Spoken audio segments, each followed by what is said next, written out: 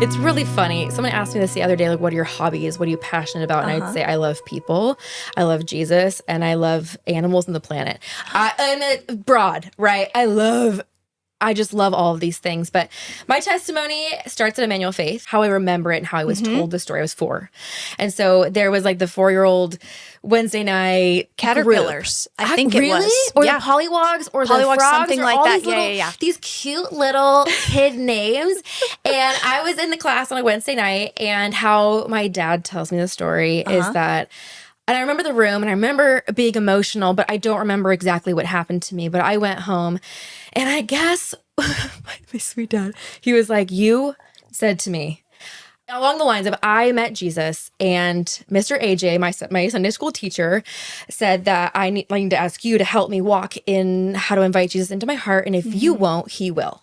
And my dad, he says that in that moment, even if he wanted to convince me otherwise, he wouldn't be able to. Wow. Because I had met Jesus, and I wasn't going back. Wow. Before. And for me, like, I think a lot of people in their testimonies of growing up in church, that is like, oh, it's so basic or sad. I am amazed of the way that God has been in my life ever since then. I don't remember a whole bunch before that, but to have Jesus in my life has been a joy. And I think the thing about a testimony is it's ongoing.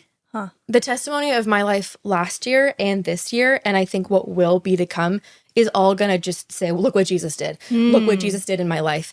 And so from 4 to now almost 30, Jesus has done so much. So my testimony is so much of what Jesus has done in being close to me in the highs and the lows, in some depression, in some really tough situations, and even in a lot of church hurt. Jesus, his story and him coming into my life have been the most beautiful thing ever. So Jesus grabbed me, just absolutely grabbed me, and has not let go. Wow. So praise be to God. Yeah, praise God. Yeah. I think that's so fun because Mr. AJ also brought me to Christ when I was 4. Yes.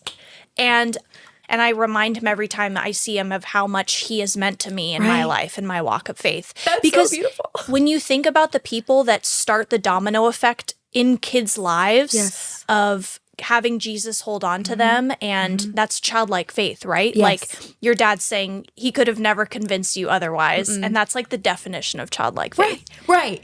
Like, I know something, and I'm gonna hold on to that because that is all I know now. Yes. And my whole life has been changed suddenly. Yeah. Even if I didn't know what it was before that. Right. And now you've since worked with youth ministry at times in your life. Yeah. And I just think that it's incredible to see how someone changed your life when you were a kid, and that has now influenced you to change other kids' lives. And even when I attend like memorial services or funerals and people talk about the domino effect that older generations had on kids. So if Mr. AJ ever hears this, like, bless you. Like, seriously, you've saved kids' lives, I think. And absolutely, that is so fun to hear that we have that connection. It is cool. And I think also, like, being in youth ministry, there's so many statistics that come from being in youth group. And then people after that youth group or that kids era, they go on to college, they start deconstructing, they kind of walk away from the faith. But then once they have kids, people are like, oh, I want what I had when I was a kid. I want my kids to have what I had. And then they bring their kids back to church. The family comes back to faith because there is a depth and a beauty when it comes to like children and showing them what it means to live in life. Yeah. And life with Jesus, man, it is good amongst the hard.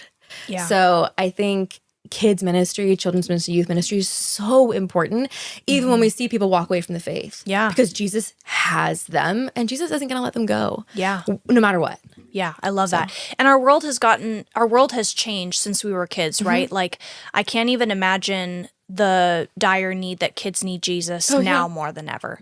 So I'm just like so fun that we have that connection together in Mr. AJ, and I'm glad that there's people like you out there who are continuing that journey for kids. So that is such a fun part of your testimony. Praise Thank you Jesus. for sharing that. Thanks for asking. Now let's get it a little bit more into your life so our listeners can get to know you a little better.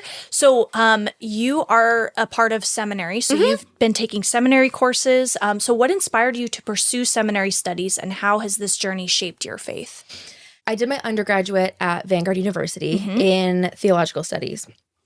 And as someone who is a woman who wants to do ministry, and at the time was like, I don't know what to do, went got my bachelor's, and I was like, I want to get my feet wet, got into ministry, and then like a bachelor's is great, a master's is better. Okay. And I also really was like, I want to learn more. Yeah. I'm so eager to learn more. And so I was actually having conversation with a woman who had been in ministry for a long time. And this is what she said. Again, this is a generalization, but she had told me, she goes, a woman in ministry with a master's is somewhat equivalent to a man in ministry with a bachelor's. Interesting. You just need more education. In a way, you just need more to make up for what feels like we're not there yet. Got it. When it comes to even playing fields. Okay. And I was like, okay, interesting.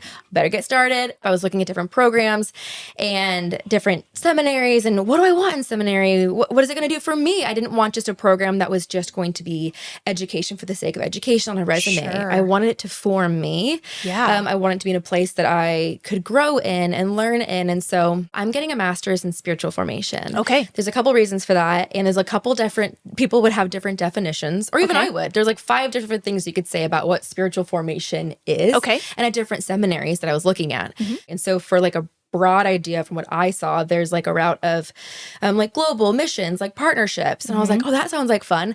Then there's like leadership and culture. I'm like, that sounds great. That's like the business side of ministry church, like how to lead. I was like, okay, interesting. Then there's like this very theological, scholastic view, or like route that is more like for teaching and preaching and all that really good stuff there, or pastoral care and counseling. Okay. And I love all those things. Yeah. And so when spiritual formation really became something that I was on my radar, was like, you can do spiritual formation in all of these things. Because spiritual formation is in all of the things. Okay. Spiritual formation's in our preaching, in our worship, in our day-to-day ordinary things, in fasting, Sabbath, community. Spiritual formation is setting up our lives in a way to make room for Jesus, or putting our attention towards Jesus and the things that we do. So spiritual formation is in all of the things. When you get into a major where it's like, you could really do anything, like that's great. Yes. As an adult, I think we're thankful for that, because we see how tough it is to get into the job market now. So it's hard to be in a niche, right? It's hard sometimes to be stuck in a niche. So even though it's stressful and like, oh my gosh, I could do anything with this, I see that as like an advantage, because you have a lot of options, but it can be really scary. I get that. So scary, but also so exciting, because there are so many possibilities. So for example, I could go into spiritual direction. I have a spiritual director, and I know different kinds of people who do different kinds of spiritual directing. There's people who lead retreat centers, different things that you could typically do with a spiritual formation degree. Sure. But I also would love to be a type of pastor of a community that's looking at the community life, the spiritual life, the discipleship life. Let's get in the nitty gritty. How are we being formed in the likeness of Jesus, or setting up our lives so Spirit can come in and just transform us? Yeah. I love that kind of stuff. I love to teach. I love care and counseling. I love all the things, but I really love that really just deep discipleship. Yeah. And how do you set that up? So I think I have a lot of dreams. I think a dream would be to be able to look at a community and start forming that. Forming what could it look like to be on a journey with a community and do that together, like a discipleship pathway or whatnot. And stuff that we've tried in youth ministry, that's super awesome. Sure. Another reason why I chose spiritual formation as a pathway is I do believe that we're in a special time of movement in the Western church, or the global church too. Sure. Working in youth ministry in the age of, like, we were in the digital age, but also like the information age. We're in the age of AI. Noticing a lot of teenagers and Gen Z have so much information. We all have access to information. We can all go to school anywhere. There's so much content out there. For free sometimes. For free, too. yes. Yeah. We have access to so much information. Yeah. And I think how awesome that was in my teen years to just learn, where I think right now people are moving into, I want to experience this. Interesting. I don't want just information. I don't want to just know it here. I want to know this. Yeah. So it's not just something, a prayer that you say. It's not just one thing. It's not just one little piece here and there. It's like, how do we move from knowing everything in here to actually letting Jesus speak to all the parts of us? Yeah. So I think that's another reason I've seen what this kind of trajectory has been, I think, where we're going as a society and a movement of, it's more than just information we need. Yeah. And I want to be a part of what's setting us up well for Jesus to come speak and be in our lives in really radical ways. Yeah, amazing. Well, can you share a little bit about a moment in your life when you felt that you got called to work in ministry? Okay. Because, I mean, you've done different forms of ministry over the years, but do you remember a time when you were like, this is something that I want to do? So when I first went to Vanguard University, I went there as a theology major, but my theology was based around, I'm a female, so I'm going to do roles of like women's directing, probably high school girls directing, maybe kids directing, and administrative assistant. Great, wonderful roles. And that was my intention going into school to learn about Jesus. And then as I got to school, my professors were like, actually, it seems like you've been gifted in other ways. I fought them. I was that girl. I'm that 20-year-old girl who's sitting with my professors who've been in church ministry and teaching biblical studies for decades. And I'm like, actually, you're wrong. Actually, women don't do that. Actually, this is what it says. And they were like, hey, I don't know. So they would use their office hours to sit with me and show me, hey, actually, no, that's not necessarily what we see here. And I was just not convinced. I was not convinced. And then I had one professor, his name is Dr. Bill Dogtrum, and he has like actually changed my life in so many ways.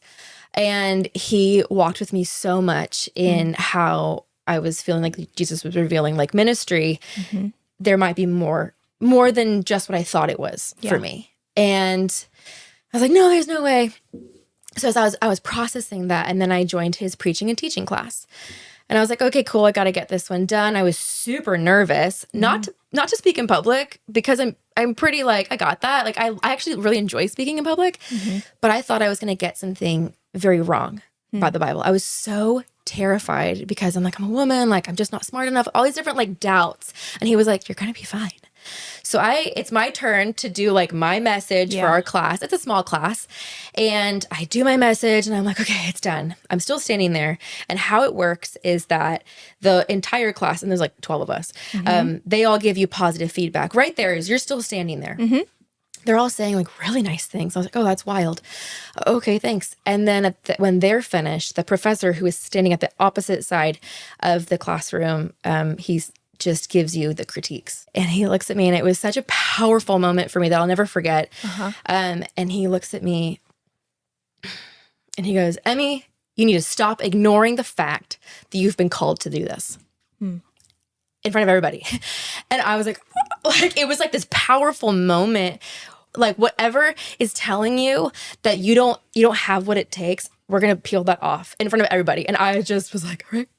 That was like, it felt like a moment where Jesus showed up and was like, I know you've been fighting me. Guess what? I'm sick of you trying to fight me on this. I want you to do this. And I think like ministry terrifies me. And as it should. Anybody who goes into ministry should be a little terrified. It's dangerous. Like it is. Yeah. And so I resisted for so long. But that moment, finally, I just stopped pushing back at that day. It was like, okay, Jesus, whatever you want to do, I trust you. And you've spoken so clearly, and I trust you in that. So that was a moment that changed everything. Wow. That's incredible. I think that's something I've experienced working in ministry is how ministry, like you said, is dangerous and is most vulnerable to the devil. I think I've never experienced as much spiritual warfare as I have working for a ministry, even though I think a lot of times we tend to like brush it off and be like, oh, that was a fluke. It's like, was it though? Like there have been so many times where our podcast recordings have gone down. Something that has never happened before has happened to our producer. And it's like, you tend to think like, oh, well, it's just technology. But he was like, no, it's literally never happened and I can't explain it. Pastors and deacons and being in those higher roles tend to be attacked the most because those are shepherds to God's people. And that's so interesting to see how that kind of has played out in your journey. That's so interesting. Seeing your passion for it is just inspiring to me. And it's like helpful to see that side of it. And so it's just really encouraging to hear you talk about it. Thanks. And such a crazy experience. Like that would be also wild for me too. Like as obviously, like I don't mind talking in front of people, but that is just like, even in front of 12 people, that doing that is crazy to me. So good for you. Like thank you. And just think about like someday perhaps that 12 people turning into like 50 or 100. Right, or like, right. And then it did, right? Because then I had many opportunities to all my students and different things. And Jesus will continue to use me for hopefully his glory. Like, incredible. That's what we want. Perhaps maybe through preaching and teaching. We'll see. Amazing. Yeah. Thank you for sharing that, Emmy. That's awesome. Well, speaking of that, actually, what barriers do you see for women in the church today, and how can we work towards inclusivity? Maybe just like you can speak to it in multiple facets, like how can women work towards inclusivity? How do you think the church should work towards inclusivity? What do you think about that? Besides the fact that a lot of churches and denominations are in different places when it comes to women, and everyone comes to their own conclusions in different ways. I think for me, a barrier, these are all very personal. Okay. I'm not sure if another woman would agree, but these are my personal experiences. One of the first ones is I don't really have any good role models. Okay. Female role models? Yes. Okay. Yes, sorry. Got it. I don't have female role models who are like killing it. Okay. Because I know a lot of lead pastors who are men. I know a lot of people in ministry who are men and leading and doing a great job. I don't know a lot of women who are doing it. Okay. And that is a barrier. Okay. Because how am I supposed to know that that's even a thing if I don't see it?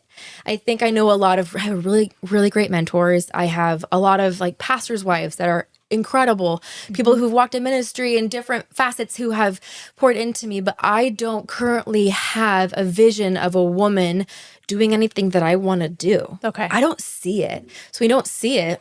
That's a barrier. Yeah. Because I don't know where are the limits, where are not the limits. Even when you put theology out of it, I just don't know what it looks like. And so for me, that's a barrier. But I imagine for a lot of other women, that could also be a barrier. Sure. Where we don't see somebody doing it, how do we know that that's for us? Yeah. I think another barrier is how women and men are different and how we work together differently. I mean, you're married, I'm married. We know how we're wired. Our physical chemistry. Yeah. How we're made. Different. Yep. It's so different and different in different seasons. It's hard. So I think along those same lines, another barrier I would say that I have been impacted by women in ministry is this idea that because women have not had like the ability to be in ministry the way men have been in, have had the authority or the ways to speak on things, that when women were kind of allowed that door, from what I've seen in some older women that I know, is kind of this, how do I prove myself? We need